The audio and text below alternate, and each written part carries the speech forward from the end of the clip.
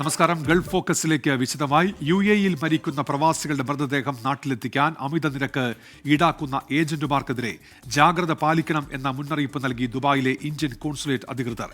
ഏജന്റുമാരുടെ ചൂഷണം സംബന്ധിച്ച് നിരവധി പരാതികൾ കോൺസുലേറ്റിന് ലഭിച്ച സാഹചര്യത്തിലാണ് മുന്നറിയിപ്പ് നൽകിയത്. അരുൺ പാറാട്ട് തയ്യാറാക്കിയ റിപ്പോർട്ടിലേക്ക്. മരിച്ച പ്രവാസികളുടെ കുടുംബങ്ങളെ ഏജന്റുമാർ ചൂഷണം ചെയ്ത നിരവധി കേസുകൾ ശ്രദ്ധയിൽപ്പെട്ടതിന്റെ പശ്ചാത്തലത്തിലാണ് ഇന്ത്യൻ കോൺസുലേറ്റിന്റെ ഇത്തരമൊരു നടപടി. നേരത്തെയും ഇതുമായി ബന്ധപ്പെട്ട് പ്രവാസികൾ ജാഗ്രത പാലിക്കണമെന്ന് ഇന്ത്യൻ കോൺസുലേറ്റ് നിർദ്ദേശം നൽകിയിരുന്നു. കോൺസുലേറ്റ് അംഗീകരിച്ച നിരക്കുകൾ അല്ലാതെ അമിത തുക ഈടാക്കുന്ന ഏജന്റുമാർക്കെതിരെ ഇവിടെയുള്ള ആളുകൾ എല്ലാവരും തന്നെ ജാഗ്രത പുലർത്തണമെന്നാണ് കോൺസുലേറ്റ് പുറത്തിറക്കിയ മുന്നറിയിപ്പിൽ ഇപ്പോൾ പറയുന്നത്. കൂടാതെ ഈ ഒരു വിഷയവുമായി ബന്ധപ്പെട്ട് നടപടികൾ എന്തൊക്കെയാണ് എന്ന വിശദീകരണവും ഇപ്പോൾ ഇന്ത്യൻ കോൺസുലേറ്റ് നൽകിയിരിക്കുന്നുണ്ട്. കോൺസുലേറ്റിന്റെ വെബ്സൈറ്റിലാണ് ഈ ഒരു കാര്യം ഇപ്പോൾ കോൺസുലേറ്റ് കൃത്യമായി തന്നെ പ്രസിദ്ധീകരിക്കുന്ന ഒരു സാഹചര്യം ഉണ്ടായിരിക്കുന്നത്. മരിച്ചയാളുടെ മൃതദേഹം മാതൃരാജ്യത്തേക്കോ താമസ സ്ഥലത്തേക്കോ കൊണ്ടുപോകുന്നതിനുള്ള എല്ലാ ചെലവുകളും സാധാരണഗതിയിൽ ഇവിടെ തൊഴിലുടമയാണ് വഹിക്കേണ്ടത്. എന്നാൽ ഇതൊന്നും ഇല്ലാത്ത ഒരു സാഹചര്യത്തിൽ മരണപ്പെടുന്ന ആളുകളുണ്ടാകും. ഇത്തരം ആളുകളുടെ കാര്യത്തിൽ കോൺസുലേറ്റിന്റെ ഭാഗത്ത് നിന്ന് മൃതദേഹം സൗജന്യമായി നാട്ടിലെത്തിക്കുന്നതിനുള്ള സഹായം ലഭ്യമാക്കും എന്ന് തന്നെയാണ് ഇപ്പോൾ കോൺസുലേറ്റ് അറിയിച്ചിരിക്കുന്നത്. ഇവിടെയുള്ള കമ്മ്യൂണിറ്റി വെൽഫെയർ ഫണ്ട് ഉപയോഗിച്ച് ഈ കമ്മ്യൂണിറ്റി അസോസിയേഷനുകൾ മുഖാന്തരമാണ് യാതൊരു സർവീസ് ഫീയും ഈടാക്കാതെ ഇത്തരം നടപടികൾ പൂർത്തിയാക്കുക എന്നാണ് കോൺസുലേറ്റ് ഇപ്പോൾ വെബ്സൈറ്റിൽ പുറത്തിറക്കിയിരിക്കുന്ന സർക്കുലറിൽ വ്യക്തമാക്കിയിരിക്കുന്നത്. അജ്മാനിലും ഷാർജയിലും ഉമ്മൽ ഖോയിലും ഉൾപ്പെടെയുള്ള ഇന്ത്യൻ അസോസിയേഷൻ, അതോടൊപ്പം തന്നെ റാസൽ ഖൈമയിലുള്ള ഇന്ത്യൻ റിലീഫ് കമ്മിറ്റി, അതോടൊപ്പം Indian social club Fujairah, Khorfakkan, Indian social and cultural club Kalba, അതോടൊപ്പം തന്നെ IPF അതായത് Indian people's forum, Dubai KMCC, അക്കാഫിൻ്റെ അക്കാഫ് association, FOI events, Iman cultural centre, ഇങ്ങനെയാണ് ഈ ഒരു അസോസിയേഷനുകളുടെ ലിസ്റ്റ്. ഇവരെ ബന്ധപ്പെടാനുള്ള നമ്പറുകളും കൃത്യമായി തന്നെ കോൺസുലേറ്റ് ഈ ഒരു സർക്കുലറിൽ വ്യക്തമായി നൽകുന്നുണ്ട്. അതോടൊപ്പം തന്നെ കോൺസുലേറ്റുമായി ഇത്തരം വിഷയങ്ങൾക്ക് ഈ ഒരു സഹായങ്ങൾക്കായി ടോൾ ഫ്രീ നമ്പറിൽ, കോൺസുലേറ്റിൻ്റെ ടോൾ ഫ്രീ നമ്പറിൽ 24 മണിക്കൂർ ബന്ധപ്പെടാമെന്നും ഇന്ത്യൻ കോൺസുലേറ്റ് വ്യക്തമാക്കുന്നുണ്ട്. എന്തായാലും മറ്റ് ഇടനിലക്കാരെയും ഏജന്റുമാരെയും ഒക്കെ ഒഴിവാക്കി ഈ ഒരു വിഷയത്തിൽ ഒരു സുതാര്യത വരുത്തുക എന്ന ഉദ്ദേശത്തോടു കൂടിയാണ് ഇന്ത്യൻ കോൺസുലേറ്റ് ദുബായിയുടെ ഏറ്റവും ഒടുവിലത്തെ നടപടി. മുസ്ലിം ലീഗ് വർഗീയ പാർട്ടിയാണെന്ന അഭിപ്രായമില്ലെന്ന് KT ജലീൽ MLA. പാണക്കാട് തങ്ങൾമാർ മതപരമായ ഘാസിസ്ഥാനം വഹിക്കുന്നതിനെ KT ജലീൽ വിമർശിച്ചു. ധോത്തി ചലഞ്ചിലൂടെ യൂത്ത് ലീഗ് വലിയ തോതിലുള്ള അഴിമതി നടത്തിയെന്നും KT ജലീൽ ജിദ്ദയിൽ ആരോപിച്ചു. മതത്തിന്റെ പേര് പറഞ്ഞ് രാഷ്ട്രീയ പ്രചാരണം നടത്തുകയാണ് മുസ്ലിം ലീഗ്. ഇത് ധ്രുവീകരണമുണ്ടാക്കും. മുസ്ലിം ഏകീകരണത്തിനു വേണ്ടി RSSനെ പോലെ കള്ളപ്രചാരണം നടത്തുകയാണ് മുസ്ലിം ലീഗും ജമാഅത്തെ ഇസ്ലാമിയുമെന്നും KT ജലീൽ MLA ആരോപിച്ചു. എന്നാൽ മുസ്ലിം ലീഗ് വർഗീയ കക്ഷിയാണെന്ന അഭിപ്രായം തനിക്കില്ലെന്നും അദ്ദേഹം ജിദ്ദയിൽ പറഞ്ഞു. മുസ്ലിം ലീഗ് വർഗീയ കക്ഷിയാണോ അല്ലേ എന്ന് ചോദിച്ചാൽ നമുക്ക് പ്രത്യക്ഷത്തിൽ പറയാം. ഇപ്പോൾ ഗോവിന്ദമാഷ് പറഞ്ഞല്ലോ മുസ്ലിം ലീഗ് ഒരു വർഗീയ പാർട്ടിയല്ല. അപ്പോൾ ഗോവിന്ദമാഷിന്റെ അഭിപ്രായം തന്നെ നമുക്ക് എടുക്കാമല്ലോ. അതിന്റെ അഭിപ്രായമായിട്ട് കൂട്ടിക്കോളൂ. ഒരേ സമയം രാഷ്ട്രീയത്തിന്റെയും മതത്തിന്റെയും നേതൃസ്ഥാനം വഹിക്കുന്നവർ ലീഗിലല്ലാതെ മറ്റെവിടെയും കാണില്ല. പാണക്കാട് തങ്ങളുടെ കാദിസ്ഥാനത്തെ ചൂണ്ടിക്കാട്ടി KT ജലീൽ പറഞ്ഞു. ഞങ്ങളുടെ പ്രസിഡന്റ് നൂറുകണക്കിന് മഹല്ലുകളുടെ കാളിയാണ് എന്നുള്ളത് പ്രത്യേകമായിട്ട് പറയേണ്ട കാര്യമില്ല, അതെല്ലാവർക്കും അറിയുന്ന കാര്യമാണ്. അങ്ങനെ ഒരു മതസ്ഥാപനത്തിന്റെ തലപ്പത്തിരിക്കുന്ന ആളുകൾ മറ്റൊരു രാഷ്ട്രീയ പാർട്ടിയുടെയും അമരത്തിരിക്കുന്നില്ല. ഒരു ബിഷപ്പ് കേരള കോൺഗ്രസിന്റെ നേതൃസ്ഥാനത്തില്ല. ഒരു സന്യാസി അല്ലെങ്കിൽ ക്ഷേത്രത്തിലെ പ്രധാനപ്പെട്ട കാർമ്മികത്വം വഹിക്കുന്ന കർമ്മി ഏതെങ്കിലും ഒരു രാഷ്ട്രീയ പ്രസ്ഥാനത്തിന്റെ നേതൃത്വത്തിലുണ്ട് എന്ന് ഞാൻ കരുതുന്നില്ല. ധോത്തി ചാലഞ്ചിലൂടെ യൂത്ത് ലീഗ് വലിയ തോതിലുള്ള അഴിമതി നടത്തിയതായും KT ജലീൽ ആരോപിച്ചു. ധോത്തി ചാലഞ്ച് എന്ന് പറഞ്ഞിട്ട് 2,72,000 തുണികളാണ് കേരളത്തിൽ വിറ്റഴിച്ചത്. 600 രൂപക്ക് 150 രൂപയുടെ തുണി. എനിക്കതിന്റെ ഒറിജിനൽ സാധനം കിട്ടിയിട്ടുണ്ട്. 2 പ്രാവശ്യമായിട്ട് അലക്കിയപ്പോത്തിന് ആ തുണി വല്ലാത്ത തുണിയായിക്കരുത്. അത് അലക്കിയ തുണിന്റെ അടുത്തുണ്ട്. പുതിയ തുണി ഞാൻ നാട്ടിലിപ്പോൾ അവിടെ എത്തിച്ചിട്ടുണ്ട്. ലീഗേരനെയാണ് എത്തിച്ചത്. അടുത്ത തെരഞ്ഞെടുപ്പിൽ മത്സരിക്കില്ല എന്ന നിലപാടിൽ മാറ്റമില്ലെന്നും അദ്ദേഹം പറഞ്ഞു. സൗദി സന്ദർശനത്തിനിടെ മക്കയിലും മദീനയിലും തീർത്ഥാടനം കഴിഞ്ഞ് നവോദയ സാംസ്കാരിക വേദിയുടെ ക്ഷണം സ്വീകരിച്ചാണ് KT ജലീൽ ജിദ്ദയിലെത്തിയത്. ജലീൽ കണ്ണമംഗലം, 24 ജിദ്ദ. പൊതുജനങ്ങളുടെ പരാതികൾ കണക്കിലെടുത്ത് കുട്ടികളുടെ ഓൺലൈൻ ഗെയിമായ റോബ്ലോക്സ് നിരോധിക്കാൻ കുവൈറ്റ് ഇൻഫർമേഷൻ മന്ത്രാലയം കമ്മ്യൂണിക്കേഷൻസ് മന്ത്രാലയത്തോട് ആവശ്യപ്പെട്ടു. ഗെയിം സാമൂഹിക മാനദണ്ഡങ്ങൾക്ക് വിരുദ്ധമെന്നും അക്രമാസക്തമായ രംഗങ്ങൾ അടങ്ങിയിട്ടുണ്ടെന്നും ആക്രമണോത്സുക പെരുമാറ്റത്തെ പ്രോത്സാഹിപ്പിക്കുന്നുണ്ടെന്നും കുട്ടികൾക്ക് അനുയോജ്യമല്ലെന്നും പരാതി ഉയർന്ന സാഹചര്യത്തിലാണ് തീരുമാനം. ഒമാനിലെ ദോഫാർ ഗവർണറേറ്റിൽ ഉള്ള റസാത്ത് റോയൽ ഫാം ഇനി പൊതുജനങ്ങൾക്കും സന്ദർശിക്കാം. സലാലയിൽ സ്ഥിതി ചെയ്യുന്ന കേന്ദ്രത്തെ മാനദണ്ഡങ്ങൾ പാലിച്ച് സമഗ്ര വിനോദസഞ്ചാര കേന്ദ്രമാക്കി മാറ്റുകയാണ് അധികൃതരുടെ ലക്ഷ്യം. സലാലയിൽ സ്ഥിതി ചെയ്യുന്ന റസാത്ത് റോയൽ ഫാമിന് ഏകദേശം 1085 ഏക്കർ വിസ്തൃതിയാണുള്ളത്. ഇതിൽ 900 ഏക്കറിലാണ് കൃഷി ചെയ്യുന്നത്. ടൂർ ഗൈഡുകളുടെ മാർഗനിർദ്ദേശപ്രകാരം സന്ദർശകർക്ക് വിവിധ സ്റ്റേഷനുകളിലൂടെ സഞ്ചരിച്ച് വിവിധ വിളകളെയും സസ്യങ്ങളെയും പരിചയപ്പെടാനുള്ള അവസരമാണ് ഇവിടെയുള്ളത്. ഫാമിലെ വൈവിധ്യമാർന്ന കാർഷികയിടങ്ങൾ, പുരാതന മരങ്ങൾ, വിവിധ കാർഷിക ഉൽപ്പന്നങ്ങൾ എന്നിവ പരിവേഷണം ചെയ്യാൻ ഇനി സഞ്ചാരികൾക്ക് അവസരമൊരുങ്ങും. സലാലയുടെ കിഴക്കൻ ഭാഗത്തുള്ള സുൽത്താൻ ഖാബു സ്ട്രീറ്റിൽ സ്ഥിതി ചെയ്യുന്ന റസാത്ത് റോയൽ ഫാം കാർഷിക ഉൽപാദനവും പാരിസ്ഥിതികവും ചരിത്രപരവുമായ വൈവിധ്യവും സംയോജിപ്പിച്ച റോയൽ കോർട്ട് അഫയേഴ്സിന് കീഴിലുള്ള ഏറ്റവും പ്രധാനപ്പെട്ട സ്ഥലങ്ങളിൽ ഒന്നാണെന്ന പ്രത്യേകതയുണ്ട്. റസാത്ത് വാഴകൾ, വാഴ ജീൻ ബാങ്ക് തുടങ്ങിയുൾപ്പെടെ വൈവിധ്യമാർന്ന മരങ്ങൾ ഫാമിലുണ്ട്. തെങ്ങ്, പപ്പായ, മുന്തിരി, അത്തി, കസ്റ്റാർഡ്, ആപ്പിൾ, വിവിധ ഉഷ്ണമേഖലാ പഴങ്ങൾ, പച്ചക്കറികൾ എന്നിവയുടെ ആവാസ കേന്ദ്രമാണിത്. മഞ്ഞൾ, ഇഞ്ചി, തുളസി തുടങ്ങിയ ഔഷധ സസ്യങ്ങളും ഇവിടെയുണ്ട്. വൈവിധ്യമാർന്ന വാഴ ജീനുകൾ സംരക്ഷിക്കുന്നതിനും സന്ദർശകർക്ക് വ്യത്യസ്ത ഇനങ്ങൾ പ്രദർശിപ്പിക്കുന്നതിനുമായി വില്യം വാഴ, റസാത്ത് വാഴ, ക്ലിക്യൂട്ടോ വാഴ, ഡ്വാർഫ്, കാവൻഡിഷ് വാഴ, പ്രാദേശിക സലാല വാഴ എന്നിവയുൾപ്പെടെ 11 വാഴത്തൈകൾ ഉൾക്കൊള്ളുന്ന കാർഷിക സൈറ്റും ഇവിടുത്തെ പ്രത്യേകതയാണ്. 2023 സുൽത്താൻ ഹൈത്തം ബിൻ താരിഖ് സന്ദർശിച്ച പ്രത്യേക വാഴപ്പഴം പഴുപ്പിക്കൽ യൂണിറ്റും റസാത്ത് റോയൽ ഫാമിൽ ഉൾപ്പെടുന്നുണ്ട്. 24 ഒമാൻ. ഓസ്ട്രേലിയയിലെ സൺഷൈൻ കോസ്റ്റ് മലയാളി അസോസിയേഷൻ 10ാം വാർഷികത്തോടനുബന്ധിച്ച് സംഘടിപ്പിക്കുന്ന മിസ് കേരള ഓസ്ട്രേലിയ നാളെ നടക്കും. ഓസ്ട്രേലിയയിലെ വിവിധ സംസ്ഥാനങ്ങളിൽ നിന്നായി 19 പേർ മത്സരത്തിൽ മാറ്റുരയ്ക്കും. പ്രശസ്ത ടെലിവിഷൻ കലാകാരി ആര്യ അടങ്ങുന്ന പാനലാണ് വിധികർത്താക്കളായി എത്തുന്നത്. ടൈറ്റിൽ വിജയിക്ക് $5,000, ഒന്നാം റണ്ണറപ്പിന് $3,000, രണ്ടാം റണ്ണറപ്പിന് $1,000 സമ്മാനമായി ലഭിക്കും. മത്സരം രാവിലെ 9 മണിക്ക് ആരംഭിക്കും. വൈകിട്ട് 6 മണിയോടെ വിജയിയെ പ്രഖ്യാപിക്കാൻ കഴിയുമെന്ന് Sunshine Coast Malayali association president Roy Cyriac അറിയിച്ചു. വൈകിട്ട് കേരളത്തിലെ പ്രമുഖ താരങ്ങൾ അവതരിപ്പിക്കുന്ന സ്റ്റേജ് ഷോ അർമാദം 25 അരങ്ങേറും. പ്രമുഖ മിമിക്രി കലാകാരൻ മഹേഷ് കുഞ്ഞുമോൻ, ഗായിക സൈനോര എന്നിവരടങ്ങിയ ടീമാണ് പരിപാടികൾ അവതരിപ്പിക്കുക. Lions club international Oman chapter അടുത്ത പ്രവർത്തന വർഷത്തേക്കുള്ള ഭാരവാഹികളെ തിരഞ്ഞെടുത്തു. പ്രസിഡന്റായി അരവിന്ദ് എ നായർ, സെക്രട്ടറിയായി വൈശാഖ് വിത്തൽ, ട്രഷററായി മനോഹർ, അഡ്മിനിസ്ട്രേറ്ററായി വിനോദ് ആന്റണി എന്നിവരെ തിരഞ്ഞെടുത്തു. വെള്ളിയാഴ്ച മസ്കറ്റ് ഇന്റർകോണ്ടിനെന്റൽ ഹോട്ടലിൽ സംഘടിപ്പിക്കുന്ന പരിപാടിയിൽ ക്ലബിന്റെ പുതിയ ഭാരവാഹികളുടെ സ്ഥാനാരോഹണ ചടങ്ങ് നടക്കും. ഇന്ത്യൻ ഉൽപ്പന്നങ്ങൾ ചൈനയിലേക്ക് സ്വാഗതം ചെയ്ത് ഇന്ത്യയിലെ ചൈനീസ് അംബാസിഡർ. ഏഷ്യൻ സാമ്പത്തിക വളർച്ചയുടെ ഇരട്ട എഞ്ചിനുകളാണ് ഇന്ത്യയും ചൈനയും. പൊതുവായ വികസനം കൈവരിക്കാനുള്ള മാർഗം ഐക്യവും സഹകരണവുമാണ്. ഇന്ത്യയും ചൈനയും തമ്മിലുള്ള ഐക്യം ലോകത്തിനാകെ ഗുണം ചെയ്യുമെന്നും ചൈനീസ് അംബാസിഡർ പറഞ്ഞു. രാഹുൽ മാങ്കൂട്ടത്തിൽ MLAക്കെതിരെ കൂടുതൽ വെളിപ്പെടുത്തലുകൾ. തന്നെ ബലാത്സംഗം ചെയ്യണമെന്ന് രാഹുൽ മാങ്കൂട്ടത്തിൽ പറഞ്ഞെന്ന് ട്രാൻസ് വിമൺ അവന്തിക. ബംഗളൂരുവിലോ ഹൈദരാബാദിലോ പോകാം എന്നാണ് രാഹുൽ പറഞ്ഞത്. ഇക്കാര്യങ്ങൾ വെളിപ്പെടുത്തുമെന്ന് ആശങ്കപ്പെട്ട രാഹുൽ ഇന്നും വിളിച്ചിരുന്നുവെന്നും അവന്തിക പറഞ്ഞു.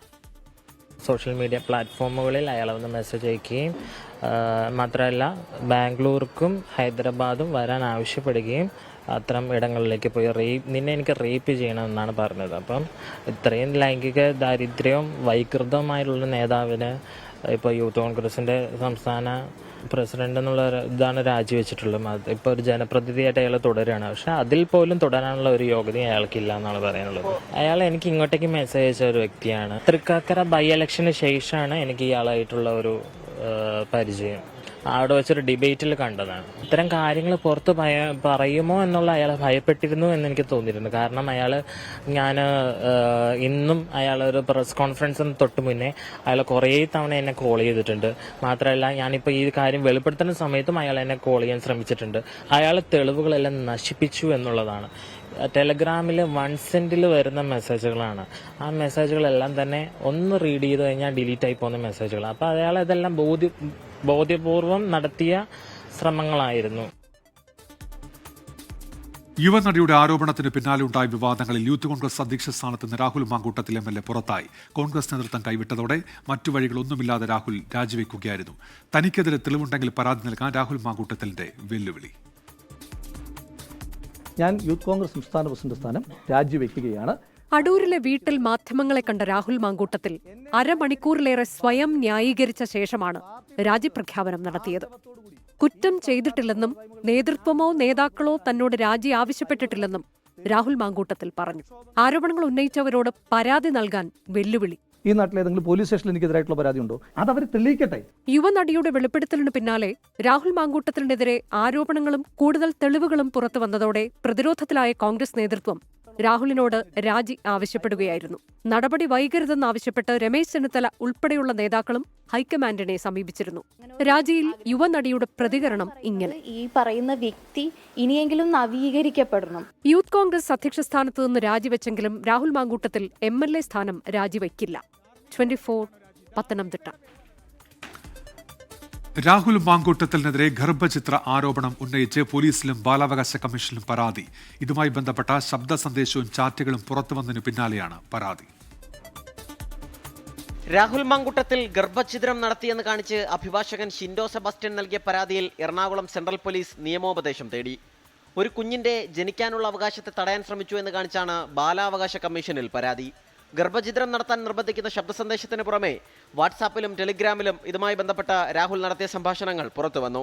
ഗർഭഛിദ്രത്തിന് വഴങ്ങാൻ താല്പര്യം പ്രകടിപ്പിക്കാത്ത യുവതിയോട് തനിക്കില്ലാത്ത പ്രശ്നം എനിക്കില്ലെന്നും ഐക്വിറ്റെന്നും രാഹുൽ മാങ്കൂട്ടത്തിൽ പറയുന്നതും ചാറ്റിലുണ്ട്.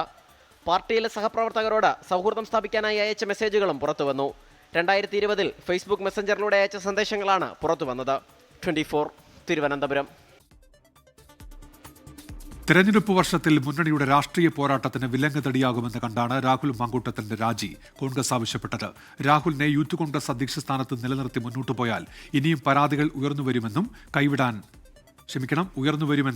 കൈവിടാൻ പ്രേരണയായി. രേഖാമൂലമുള്ള പരാതിയില്ലെങ്കിലും ഉയർന്നുവന്ന ആരോപണങ്ങളുടെ അടിസ്ഥാനത്തിൽ ഹൈക്കമാൻഡ് സ്വീകരിച്ച കർശന നിലപാടാണ് രാഹുലിനെ പുറത്താക്കാൻ കാരണമായത്. KSUവിലൂടെ വളർന്നു വന്ന് യൂത്ത് കോൺഗ്രസിൽ എത്തിയതാണെങ്കിലും കഴിഞ്ഞ 5 വർഷത്തിനിടെ രാഷ്ട്രീയ ഗ്രാഫ് കുത്തനെ ഉയർത്തിയ നേതാവാണ് രാഹുൽ മാങ്കൂട്ടത്തിൽ. ഭാവി നേതാവെന്ന് കണ്ട് പ്രതിപക്ഷ നേതാവ് VD സതീശൻ അടക്കമുള്ളവർ നൽകിയ നിർലോഭമായ പിന്തുണയിലായിരുന്നു സീനിയോറിറ്റി മറികടന്നുള്ള രാഹുൽ മാങ്കൂട്ടത്തിൻ്റെ വളർച്ച. എന്നാൽ ജൈത്രയാത്ര തുടരുന്നതിനിടെ ഉണ്ടായ ആക്ഷേപങ്ങളാണ് രാഹുൽ മാങ്കൂട്ടത്തിനെ വീഴ്ത്തിയത്. സംസ്ഥാന ഭരണം തിരിച്ചുപിടിക്കാൻ പാർട്ടിയും മുന്നണിയും കൈമേയി മറന്ന് പൊരുതുമ്പോൾ ഉയർന്നു വന്ന ആക്ഷേപം പുറക്കാൻ ആർക്കും കഴിയുമായിരുന്നില്ല. മുന്നണിയുടെ രാഷ്ട്രീയ സാധ്യതകൾക്ക് വിലങ്ങുതടിയാകുമെന്ന തിരിച്ചറിവിൽ നേതാക്കൾ നടപടിക്ക് മുതിരുകയായിരുന്നു. ഉയർന്നു വന്നിരിക്കുന്ന ഈ ആരോപണങ്ങളെക്കുറിച്ച് ഞങ്ങളുടെ പാർട്ടി ഗൗരവതരമായി പരിശോധിക്കുക, അതിന് നടപടി സ്വീകരിക്കുക. ഞാൻ ആവർത്തിച്ച് പറയാണ്, അതിന് ഞാൻ തന്നെ മുൻകൈ എടുക്കും. പരാതി സമൂഹ മാധ്യമങ്ങളിൽ പ്രചരിച്ചു തുടങ്ങിയപ്പോൾ തന്നെ അതിന്റെ വളർച്ച നിരീക്ഷിച്ചുകൊണ്ടിരുന്ന കോൺഗ്രസ് ഹൈക്കമാൻഡ് സ്വീകരിച്ച കർശന സമീപനവും രാഹുൽ മാങ്കൂട്ടത്തിന് വിനയായി. അതുവരെ പരാതിയില്ല തുടങ്ങിയ സാങ്കേതികത്വത്തിൽ തൂങ്ങി നിന്ന സംസ്ഥാന നേതൃത്വത്തെ രാഹുലിനെ കൈവിടാൻ പ്രേരിപ്പിച്ചത് ഹൈക്കമാൻഡ് നിലപാടാണ്. മുതിർന്ന നേതാക്കളും നടപടി വേണമെന്ന വാദത്തോടെ യോജിച്ചതോടെ രാഹുൽ മാങ്കൂട്ടത്തിൽ യൂത്ത് കോൺഗ്രസ് അധ്യക്ഷ സ്ഥാനത്ത് നിന്ന് പുറത്തായി. പെട്ടെന്ന് വളർന്ന് പുതിയ ഉയരങ്ങൾ കീഴടക്കാൻ വെമ്പിയ യുവ നേതാവിന്റെ വീഴ്ച, വൻ വീഴ്ച. 24 തിരുവനന്തപുരം. പീരുമേട് MLAയും CPI നേതാവുമായ വാടൂർ സോമൻ അന്തരിച്ചു. ഹൃദയാഘാതത്തെ തുടർന്നാണ് അന്ത്യം. 72 വയസ്സായിരുന്നു. തിരുവനന്തപുരത്ത് റവന്യൂ അസംബ്ലിയിൽ പങ്കെടുക്കുമ്പോൾ കുഴഞ്ഞു വീഴുകയായിരുന്നു. ആശുപത്രിയിൽ നിന്നും മൃതദേഹം MN സ്മാരകത്തിൽ എത്തിച്ച് മുഖ്യമന്ത്രി പിണറായി വിജയനും മന്ത്രിമാരും MN സ്മാരകത്തിലെത്തി അന്തിമോപചാരം അർപ്പിച്ചു. തുടർന്ന് മൃതദേഹം ഇടുക്കിയിലേക്ക് കൊണ്ടുപോയി. നാളെ രാവിലെ 11 മണിക്ക് വണ്ടിപ്പെരിയാർ ടൗൺ ഹാളിൽ പൊതുദർശനം. സംസ്കാരം വൈകിട്ട് 4 മണിക്ക് ഇടുക്കി പഴയ പാമ്പനാറിലെ SK ആനന്ദൻ സ്മൃതി മണ്ഡപത്തിന് സമീപം നടക്കും. 5 പതിറ്റാണ്ടിലേറെ നീണ്ട പൊതുപ്രവർത്തനത്തിലൂടെയാണ് വാഴൂർ സോമൻ ജനശ്രദ്ധ നേടിയത്. വിദ്യാർത്ഥി പ്രസ്ഥാനത്തിലൂടെ രാഷ്ട്രീയ രംഗത്തെത്തിയ വാഴൂർ സോമൻ ട്രേഡ് യൂണിയൻ രംഗത്തെ ശക്തമായ സാന്നിധ്യമായിരുന്നു.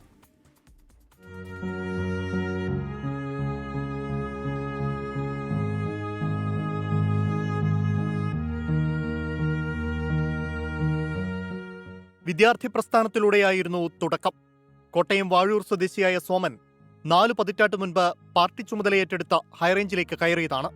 തോട്ടം തൊഴിലാളികളുടെ അവകാശങ്ങൾക്കായി നടത്തിയ പോരാട്ടങ്ങളും സമരങ്ങളും വാഴൂർ സോമനെ പ്രിയങ്കരനാക്കി.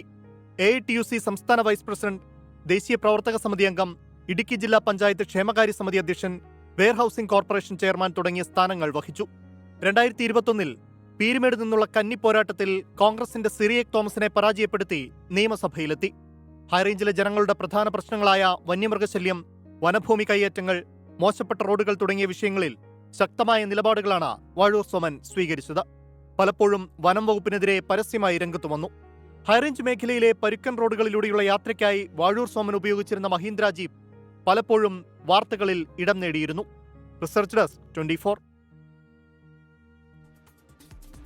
കോഴിക്കോട് രാമനാട്ടുകരയിൽ അതിഥി തൊഴിലാളിയുടെ മകളെ ആൺസുഹൃത്ത് തട്ടിക്കൊണ്ടുപോയി പീഡിപ്പിച്ചെന്ന് പരാതി. ടെക്സ്റ്റൈൽസ് ജീവനക്കാരിയായ പെൺകുട്ടിയെ കടയിൽ നിന്ന് ഇറക്കിക്കൊണ്ടുപോയി പീഡിപ്പിക്കുകയായിരുന്നു. സംഭവത്തിൽ ഫറൂഖ് പോലീസ് കേസെടുത്ത് അന്വേഷണം ആരംഭിച്ചു. 24 എക്സ്ക്ലൂസീവ്. രാമനാട്ടുകരയിലെ ഷോപ്പിംഗ് മാളിൽ ജോലി ചെയ്യുകയായിരുന്ന പെൺകുട്ടിയെ കാമുകൻ കാറിൽ കയറ്റി കൊണ്ടുപോവുകയും മദ്യലഹരിയിൽ ലൈംഗികമായി ഉപദ്രവിക്കുകയും ചെയ്തുവെന്നാണ് പരാതി. പെൺകുട്ടിയുടെ ശരീരത്തിൽ ഇതിന്റെ പാടുകളുണ്ട്. हम लोग उधर लेट हो गया, आ नहीं सकता। वो 8 बजे तक आया नहीं, रूम में आया नहीं। तो ये छोटा लड़का उसका भाई है, वो मेरा 11 बजे फ़ोन किया कि अभी तक वो लड़की रूम में आया नहीं। तो आया नहीं तो मैं उसको कॉल किया तो उसका फ़ोन रिसीव होता है, कोई बात नहीं होता है। वो मॉल में एक आदमी का साथ प्यार हो गया। वो बोला तुमने घूमने जाएगा, प्यार करेगा, घूमने जाएगा। बोला वो आदमी 2 बजे वो दुकान से निकल गया. തട്ടിക്കൊണ്ടുപോകലിനു പിന്നിൽ പെൺകുട്ടിയുടെ കാമുകനും സുഹൃത്തുക്കളുമെന്ന് പൊതുപ്രവർത്തകനായ ഉസ്മാൻ പറഞ്ഞു. മിനിയാന്ന് 2 മണിക്ക് ഈ കുട്ടിയെ സാധനങ്ങൾ വാങ്ങിത്തരാന്ന് പറഞ്ഞിട്ടാണ് പുറത്തേക്ക് വിളിച്ചത്. പിന്നീട് ഈ കുട്ടിയുടെ മുഖത്ത് എന്തോ ഒന്ന് മണപ്പിച്ച് കുട്ടി ബോധമില്ലാതായി. പിന്നീട് ഈ കുട്ടിക്ക് എന്തോ മയക്കുമരുന്ന് കൊടുത്ത് കൈയെല്ലാം മുറി ഉണ്ടായിട്ടുണ്ട്. അതിനുശേഷം പിന്നീട് ഇവിടെ ഒരു ദിവസം കഴിഞ്ഞിട്ടാണ് ആ കുട്ടിയെ ഇവിടെ കൊണ്ടുപോയിട്ടത്. 20-ന് പെൺകുട്ടിയെ വീടിനു പരിസരത്ത് ഇറക്കിവിട്ട ശേഷം പ്രതികൾ കാറിൽ കടന്നു കളയുകയായിരുന്നു. സംഭവത്തിൽ ഫറോക്ക് പോലീസ് അന്വേഷണം ഊർജിതമാക്കി. നിഖിൽ പ്രമേഷ്, 24 കോഴിക്കോട്. ഇടുക്കി പീരുമേട് പ്ലാക്കത്തടത്ത് കാട്ടാനയാക്രമണത്തിൽ കൊല്ലപ്പെട്ട സീതയുടെ കുടുംബത്തിന് നഷ്ടപരിഹാര തുക നൽകാതെ വനംവകുപ്പ്.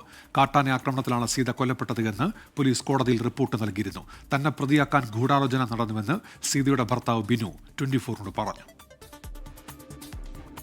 സീതയുടെ മരണം കാട്ടാനയാക്രമണത്തിലാണെന്ന റിപ്പോർട്ട് പോലീസ് കോടതിയിൽ സമർപ്പിച്ചിട്ട് ആഴ്ചകൾ കഴിഞ്ഞിട്ടും താൻ പ്രതിയാണെന്ന ധാരണയിലാണ് വനംവകുപ്പ് ഇപ്പോഴുമെന്നാണ് സീതയുടെ ഭർത്താവ് ബീനു പറയുന്നത്. ഞാൻ ഇപ്പോഴും കൊലപാതകയാണെന്നുള്ള ധാരണയിലാണ് ഇരിക്കുന്നത്. ഈ പോലീസ് ഇങ്ങനെ റിപ്പോർട്ട് കൊടുത്തെങ്കിൽ പോലും അവർ കൃത്യമായിട്ട് ഒരു കാര്യങ്ങളും ഇതവരാരും അറിയിച്ചിട്ടില്ല. ഈ ഫോറസ്റ്റിലെ ഉദ്യോഗസ്ഥരും ഡോക്ടറും കൂടെ ചെറിയൊരു ഗൂഢാലോചനയുടെ പേരിലായിരിക്കാം അങ്ങനെ ഒരു തടസ്സം വന്നെന്നുള്ളതാണ് എനിക്ക് വിശ്വസിക്കാൻ കഴിഞ്ഞു. വനംവകുപ്പും ഫോറൻസിക് സർജനും ചേർന്ന് ഗൂഢാലോചന നടത്തിയെന്ന് ഊരുമൂപ്പൻ രാഘവൻ.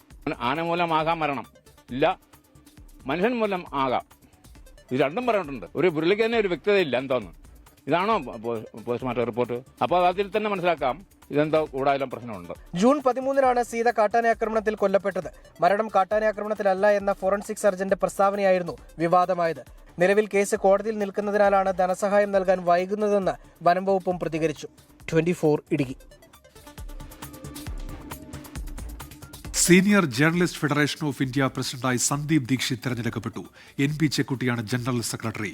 KP വിജയകുമാറിനെ ട്രഷററായി തെരഞ്ഞെടുത്തു. പ്രതിപക്ഷ പ്രതിഷേധങ്ങളിൽ പ്രക്ഷുബ്ധമായ പാർലമെന്റിന്റെ വർഷകാല സമ്മേളനം സമാപിച്ചു. ഇന്നലെ ലോക്സഭ കടന്ന ഓൺലൈൻ ചൂതാട്ട നിയന്ത്രണ ബിൽ ഇന്ന് രാജ്യസഭ ശബ്ദവോട്ടോടെ പാസാക്കി. ബില്ലിൽ ചർച്ച ആരംഭിച്ചെങ്കിലും വോട്ടുകൊള്ള ചർച്ച ചെയ്യണമെന്നാവശ്യപ്പെട്ടുള്ള പ്രതിപക്ഷ പ്രതിഷേധത്തെ തുടർന്ന് ചർച്ച വെട്ടിച്ചുരുക്കി. ജയിലിലാകുന്ന മന്ത്രിമാരെ പുറത്താക്കുന്നതിനുള്ള ഭരണഘടനാ ഭേദഗതി ബിൽ ഉൾപ്പെടെ 3 ബില്ലുകൾ ആഭ്യന്തരമന്ത്രി അമിത്ഷാ രാജ്യസഭയിൽ അവതരിപ്പിച്ചു. ഭരണഘടനാ ഭേദഗതി ബിൽ സംയുക്ത പാർലമെന്ററി സമിതിക്ക് വിടുന്നതായി അമിത്ഷാ രാജ്യസഭയിൽ വ്യക്തമാക്കി. ഗൾഫ് ഫോക്കസ് പൂർത്തിയാകുന്നു. Good night.